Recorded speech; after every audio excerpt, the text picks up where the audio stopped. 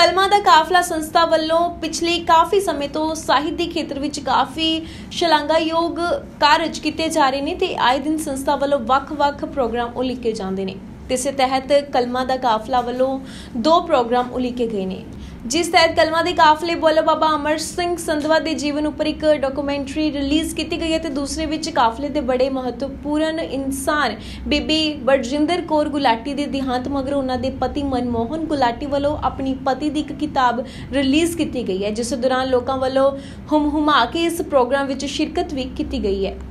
मैं इस डॉक्यूमेंट्री की को प्रोड्यूसर हाँ ਤੇ ਬਾਬਾ ਅਮਰ ਸਿੰਘ ਸੰਧਵਾ ਜੀ ਮੇਰੇ ਮੈਟਰਨਲ ਗ੍ਰੈਂਡਫਾਦਰ ਸੀਗੇ, ਮੇਰੇ ਦਾਦੀ ਜੀ ਦੇ ਸਕੇ ਭਰਾ ਤੇ ਮੈਨੂੰ ਛੋਟੇ ਹੁੰਦਿਆਂ ਮੇਰੇ ਦਾਦੀ ਜੀ ਉੱਥੇ ਲੈ ਕੇ ਜਾਂਦੇ ਸੀਗੇ, ਇਸ ਕਰਕੇ ਮੈਨੂੰ ਉਹਨਾਂ ਦੇ ਬਾਰੇ ਥੋੜਾ ਪਤਾ ਤੇ ਉਦੋਂ ਉੱਥੇ ਰਹਿੰਦੇ ਵੀ ਸੀਗੇ ਤੇ ਪਰ ਉਹਨਾਂ ਦੇ ਸਾਨੂੰ ਪਨਾਮਾ ਤੋਂ ਵਾਪਸ ਆਉਣ ਅਤੇ ਉੱਥੇ ਬਿਜ਼ਨਸ ਖੋਲ੍ਹਣ ਤੇ ਇੱਥੇ ਦੇਸ਼ ਭਗਤ ਯਾਦਗਾਰ ਦੀ ਬਿਲਡਿੰਗ ਦੀ ਜ਼ਮੀਨ ਲੈਣ ਦੇ ਬਾਰੇ ਦਿੱਤੇ ਪੈਸਿਆਂ ਬਾਰੇ ਤਾਂ ਪਤਾ ਸੀ पर उन्होंने होर प्राप्तियां बारे सानू कोई जानकारी नहीं सी। 9 साल पहला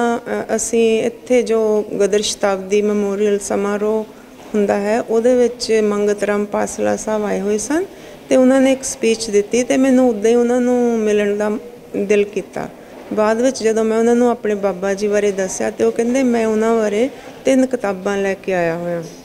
जिन्हां बारे मैनूं कोई जानकारी नहीं सी ਤੇ ਉਹਨਾਂ ਨੇ ਮੈਨੂੰ ਇੱਕ ਕਿਤਾਬ ਦਿੱਤੀ ਜਿਸ ਨੂੰ ਪੜ੍ਹ ਕੇ ਮੈਨੂੰ ਬਾਬਾ ਜੀ ਦੀ ਪਨਾਮਾ ਦੀ ਜੀਵਨੀ ਤੇ ਉਹਨਾਂ ਦੀਆਂ ਉੱਥੇ ਗਦਰ ਮੂਵਮੈਂਟ ਨੂੰ ਸ਼ੁਰੂ ਕਰਨ ਦੇ ਬਾਰੇ ਤੇ ਉੱਥੇ ਉਹਨਾਂ ਨੇ ਆਪਣੇ ਏਡੇ ਵੱਡੇ ਕਾਰੋਬਾਰ ਸ਼ੁਰੂ ਕੀਤੇ ਸਾਰਿਆਂ ਦਾ ਪਤਾ ਲੱਗਾ ਤੇ ਫਿਰ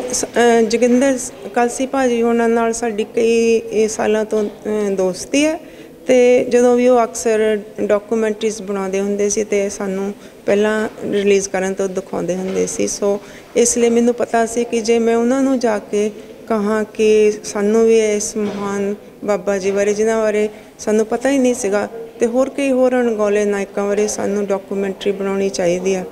ਤੇ ਉਹਨਾਂ ਨੇ ਫਿਰ ਫਟਾਫਟ ਸਾਡੇ ਨਾਲ ਸਹਿਮਤੀ ਕੀਤੀ ਤੇ ਇੱਥੋਂ ਹੀ ਬਾਬਾ ਅਮਰ ਸਿੰਘ ਸੰਧਵਾ ਦੀ ਡਾਕੂਮੈਂਟਰੀ ਸ਼ੁਰੂ ਹੋਈ ਤੇ ਇਸ ਦੇ ਬਣਾਉਣ ਵਿੱਚ ਸਾਨੂੰ ਬਹੁਤ ਤਕਲੀਫਾਂ ਆਈਆਂ ਕਿਉਂਕਿ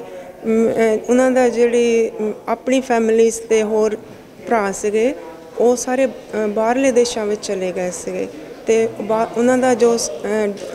ਡਾਕੂਮੈਂਟਸ ਜਾਂ ਫੋਟੋ ਵਗੈਰਾ ਸੀ ਉਹਨਾਂ ਨੇ ਸੰਭਾਲ ਕੇ ਨਹੀਂ ਸੀ ਰੱਖੀਆਂ ਇਸ ਕਰਕੇ ਸਾਨੂੰ ਬਹੁਤ ਮੁਸ਼ਕਿਲ ਆਉਣੀ ਪਈ ਪਰ ਅਸੀਂ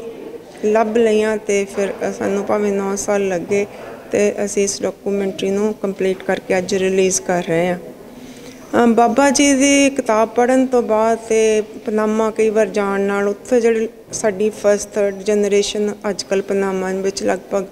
80 ਪੰਜਾਬੀ ਫੈਮਲੀਆਂ ਰਹਿੰਦੀਆਂ ਹਨ ਉਹਨਾਂ ਨੇ ਵੀ ਇਸੇ ਤਰ੍ਹਾਂ ਆਪਣੇ ਬਜ਼ੁਰਗਾਂ ਦੀਆਂ ਫੋਟੋ ਜਾਂ ਹੋਰ ਚੀਜ਼ਾਂ ਸਾਂਭ ਕੇ ਨਹੀਂ ਰੱਖੀਆਂ ਪਰ ਫਿਰ ਵੀ ਥੋੜ੍ਹਾ ਬਹੁਤਾ ਸਾਨੂੰ ਪਤਾ ਲੱਗਿਆ ਤੇ ਹੁਣ ਇਸ ਡਾਕੂਮੈਂਟਰੀ ਬਣਾਉਣ ਤੋਂ ਬਾਅਦ ਤੇ ਉਹਨਾਂ ਦੇ ਜੀਵਨ ਬਾਰੇ ਦੇਖਣ ਤੋਂ ਇਹ ਪਤਾ ਲੱਗਦਾ ਕਿ ਭਾਵੇਂ ਉਹ ਉੱਥੇ ਇੰਨਾ ਪੈਸਾ ਬਣਾ ਲਿਆ ਉਹਨਾਂ ਨੇ ਜਦੋਂ ਵਾਪਸ ਆਏ ਸੀ ਉਹਨਾਂ ਨੇ ਮੇਰਾ ਖਿਆਲ ਲਗਭਗ 48 ਮੁਰੱਬੇ ਪਾਕਿਸਤਾਨ ਉਦੋਂ ਨਹੀਂ ਬਣਿਆ ਸੀ ਭਾਰਤ ਹੀ ਹੁੰਦਾ ਸੀ ਉੱਥੇ ਖਰੀਦੇ ਸਨ ਤੇ ਫਿਰ ਉਹਨਾਂ ਨੂੰ ਜਦੋਂ ਵਾਪਸ ਸੰਧਵਾ ਆਏ 500 ਕੱਤੇ ਦੀ ਜ਼ਮੀਨ ਮਿਲੀ ਸੀ ਸੋ ਬਹੁਤ ਵੱਡਾ ਕਾਰੋਬਾਰ ਦੂਜੇ ਦੇਸ਼ ਵਿੱਚ ਜਾ ਕੇ ਸ਼ੁਰੂ ਕਰਨਾ ਗਦਰ ਮੂਵਮੈਂਟ ਦੀ ਪ੍ਰਧਾਨਗੀ ਕਰਨੀ ਤੇ ਉੱਥੇ ਜਿੰਨੇ ਵੀ ਇੱਕ ਗੱਲ ਇੱਥੋਂ ਬਹੁਤ ਪਤਾ ਲੱਗਦੀ ਆ ਕਿ ਉੱਥੇ ਜਿੰਨੇ ਵੀ ਆਪਣੇ ਲੋਕੀ ਸਨ ਭਾਰਤ ਦੇ ਉਹ ਭਾਵੇਂ ਮੁਸਲਮਾਨ ਹੋਣ ਹਿੰਦੀ ਹੋਣ ਜਾਂ ਕਿ ਉਹ ਸਿੰਧੀ ਹੋਣ ਉਹਨਾਂ ਵਿੱਚ ਧਰਮ ਬਾਰੇ ਕੋਈ ਭੇਦਭਾਵ ਨਹੀਂ ਜਾਤ ਪਾਤ ਦਾ ਕੋਈ ਨਹੀਂ ਸੀ ਉਹ ਇਕੱਠੇ ਹੋ ਕੇ ਆਪਣੇ ਦੇਸ਼ ਦੀ ਆਜ਼ਾਦੀ ਚਾਹੁੰਦੇ ਸਨ ਜੋ ਕਿ ਮੈਨੂੰ ਲੱਗਦਾ ਕਿ ਅੱਜ ਕੱਲ੍ਹ ਸਾਨੂੰ ਆਪਣੇ ਦੇਸ਼ ਵਿੱਚ ਇਸ ਤਰ੍ਹਾਂ ਇਕੱਠੇ ਹੋ ਕੇ ਕੰਮ ਕਰਨ ਦਾ ਕੋਈ ਵੀ ਬੀੜਾ ਨਹੀਂ ਚੁੱਕਦਾ ਸਾਰੇ ਆਪੋ ਆਪਣੇ ਧਿਆਨ ਵਿੱਚ ਹੀ ਲੱਗੇ ਰਹਿੰਦੇ ਆ ਕਿਉਂਕਿ ਉਹਨਾਂ ਨੇ ਇਹਨਾਂ ਸਾਰੀਆਂ ਚੀਜ਼ਾਂ ਤੋਂ ਉੱਪਰ ਹੋ ਕੇ ਇੱਕ ਮੁੱਠ ਹੋ ਕੇ ਆਪਣੀ ਮਿਹਨਤ ਦੀ ਕਮਾਈ ਨੂੰ ਗਦਰ ਮੂਵਮੈਂਟ ਦੇ ਵਿੱਚ ਆਜ਼ਾਦੀ ਦੇ ਲਈ ਤੇ ਕਈਆਂ ਨੇ ਬਹੁਤ ਸਾਰਿਆਂ ਨੇ ਤਾਂ ਆਪਣੀਆਂ ਜਾਨਾਂ ਵੀ ਦੇ ਦਿੱਤੀਆਂ ਤੇ ਇਸ ਡਾਕੂਮੈਂਟਰੀ ਨੂੰ ਦੇਖਣ ਤੋਂ ਬਾਅਦ ਸਾਡਾ ਖਿਆਲ ਹੈ ਕਿ ਕਿਉਂਕਿ ਅਸੀਂ ਇਹਦੇ 'ਤੇ ਇੰਗਲਿਸ਼ ਵਿੱਚ ਸਬ ਟਾਈਟਲ ਵੀ ਪਾਏ ਆ ਮੈਨੂੰ ਲੱਗਦਾ ਹੈ ਕਿ ਪਹਿਲੀ ਡਾਕੂਮੈਂਟਰੀ ਆ ਜਿਹੜੀ ਕਿ ਗਦਰ ਮੂਵਮੈਂਟ ਦੇ ਬਾਰੇ ਜਾਂ ਹੋਰ ਵੀ ਕੋਈ ਜਿਹੜੀ ਦੇਸ਼ ਦੀ ਆਜ਼ਾਦੀ ਬਾਰੇ ਇਸ ਤਰ੍ਹਾਂ ਬਣਾਈ ਗਈ ਹੈ ਜੋ ਕਿ ਅੱਜ ਦੀ ਜਨਰੇਸ਼ਨ ਵੀ ਇਸ ਨੂੰ ਦੇਖੇਗੀ ਅਤੇ ਉਹਨਾਂ ਨੂੰ ਪਤਾ ਲੱਗੂਗਾ ਕਿ ਕਿਵੇਂ ਸਾਡੇ ਬਜ਼ੁਰਗਾਂ ਨੇ ਇਕੱਠੇ ਹੋ ਕੇ ਦੇਸ਼ ਭਗਤ ਦੇ ਲਈ ਆਪਣੀਆਂ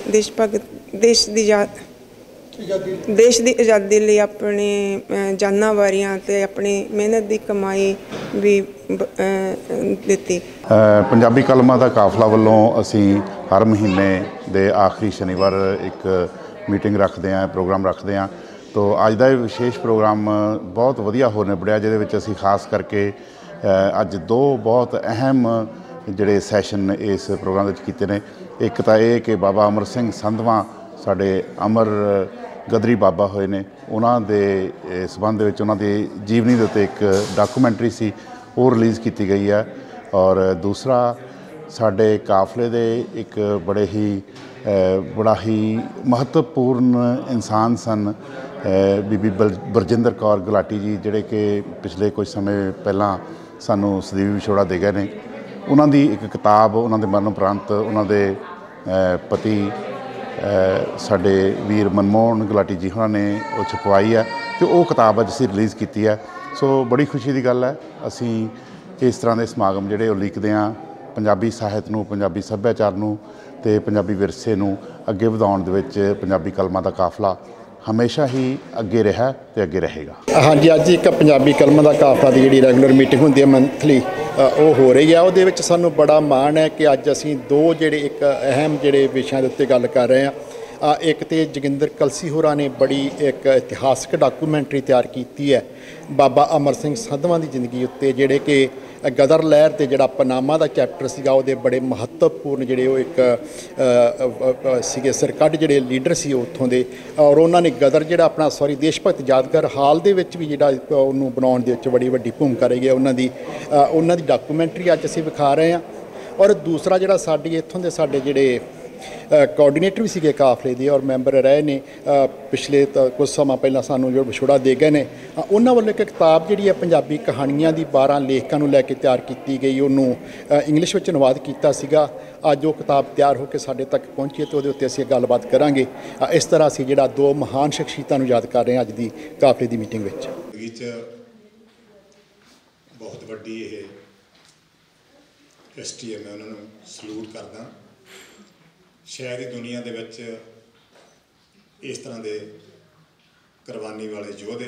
ਉਹਨਾਂ ਦਾ ਇਤਿਹਾਸ ਦੁਨੀਆ 'ਚ ਨਹੀਂ ਹੈਗਾ। ਉਹ ਲੋਕ ਜਿਹੜੇ ਇੱਥੇ ਪੜ੍ਹਨ ਆਏ, ਆਪਣੀ ਪਿਛਲੇ ਪਰਿਵਾਰਕ ਜ਼ਿੰਦਗੀ ਨੂੰ ਬਿਹਤਰ ਬਣਾਉਣ ਲਈ ਆਏ। 8,500 ਲੋਕ ਆਪਣੇ ਦੇਸ਼ ਨੂੰ ਆਜ਼ਾਦ ਕਰਨ ਲਈ ਸਿਰ ਤਲ 'ਤੇ ਰੱਖੇ ਗਏ। ਸ਼ਾਇਦ ਇਹ ਹਿਸਟਰੀ ਦੇ ਕੋਈ ਇਸ ਤਰ੍ਹਾਂ ਪੰਨੇ ਹੋਊਗੇ। ਆਪੋ ਆਪਣੇ ਦੇਸ਼ ਤਾਂ ਸਾਰੇ ਲੜਦੇ ਆ, ਪਰ ਇਹਨਾਂ ਮੁਲਕਾਂ 'ਚੋਂ ਇੰਨੇ ਸੁੱਖ 'ਚ ਉੱਥੇ ਜਾ ਕੇ ਜੂਝਣਾ, ਜ਼ਿੰਦਗੀਆਂ ਲਾਉਣੀਆਂ, ਸਾਰਾ ਕੁਝ ਬਰਬਾਦ ਕਰਨਾ ਆਪਣੇ ਦੇਸ਼ ਲਈ, ਮੈਂ ਸ਼ਾਇਦ ਆਪਣੀ ਜ਼ਿੰਦਗੀ 'ਚ ਨਹੀਂ ਪੜ੍ਹਿਆ। ਅਤੇ ਮੇਰਾ ਇੰਸਪਾਇਰ ਵੀ ਇਹੀ ਲੋਕ ਸਨ। ਮੈਨੂੰ ਇਸ ਤੋਂ ਪਹਿਲਾਂ ਕਿ ਮੈਂ ਅਗਲੀ ਗੱਲ ਕਰਾਂ, ਮੈਂ ਰਾਣੀ ਧਾਰੀਵਾਲ, ਬਲਦੇਵ ਧਾਰੀਵਾਲ ਅਤੇ ਉਹਦਾ ਪਰਿਵਾਰ, ਸਾਡੇ ਬਹੁਤ ਹੀ ਸਤਿਕਾਰਯੋਗ ਜੋਗਿੰਦਰ ਕਲਸੀ ਜੀ, ਉਹਨਾਂ ਦੀ ਟੀਮ, ਅਤੇ ਇਹਨਾਂ ਦੇ ਸਭ ਤੋਂ ਪਿੱਛੇ ਜਿਹੜੀ ਇੰਸਪਾਇਰ ਕਰਨ ਵਾਲੀ ਸ਼ਖਸੀਅਤ ਸੀ ਜਿਹੜਾ ਸਾਡੇ 'ਚ ਨੇ ਹੈਗੇ ਜੋਗਿੰਦਰ ਗਰੇਵਾਲ, ਉਹ ਇਸ ਪਰਿਵਾਰ ਨਾਲ ਕਲਸੀ ਜੀ ਦੇ ਕਲਾਸ ਫੈਲੋ ਸੀ, ਜਿਨ੍ਹਾਂ ਨੇ ਇਹਨਾਂ ਨੂੰ ਵੀ, ਇਸ ਪਰਿਵਾਰ ਨੂੰ ਵੀ ਮੈਂ ਸਮਝਦਾ ਜਿਹੜੀ ਰਾਣੀ ਹੈ ਉਹਨਾਂ ਦੇ, ਉਹ ਸਾਰਾ ਕੁਛ ਸੀ ਸਾਡੇ 'ਚ ਨਹੀਂ।